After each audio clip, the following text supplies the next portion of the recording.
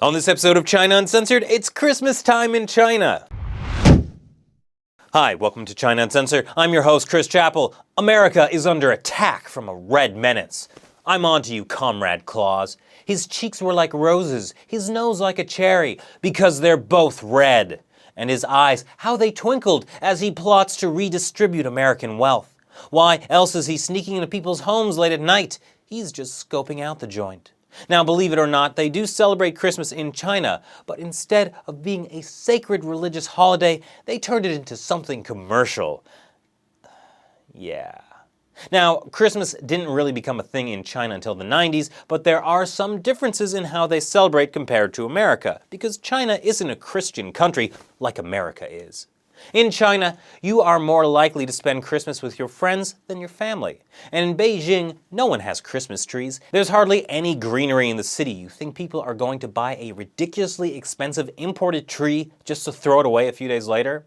And Christmas Eve is the biggest shopping day of the year, and I think that's sad. In America, our biggest shopping day is at a more respectful time. We spend a full day giving thanks for the things we have. Then we go mob the malls. But the man of the hour, jolly old Saint Nick himself, is another point of departure. In China, he's usually depicted playing a saxophone, and instead of elves, scantily clad young women are his helpers. So in China, Santa Claus is just their version of Bill Clinton. His cheeks really are rosy. Well, still better than the Dutch version.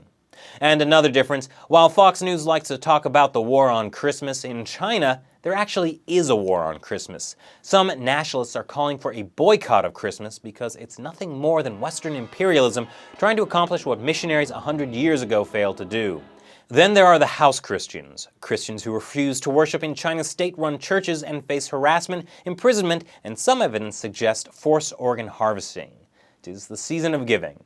But before we accuse the Chinese regime of not getting into the Christmas spirit, take a moment to read this People's Daily article that reminds us that Christmas wouldn't even be possible if it weren't for China.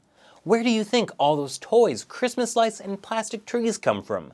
That's right, Chinese labor camps. What's that? Grinch alert! Turns out Xi Jinping wants to stop Christmas from coming, but how? Just this November, he promised an end to the labor camp system. Now we know his real purpose. No more labor camps, no more cheaply made holiday goods. How can you have Christmas without ribbons, without tags, without packages, boxes, or bags? Unless, maybe, Christmas doesn't come from a store.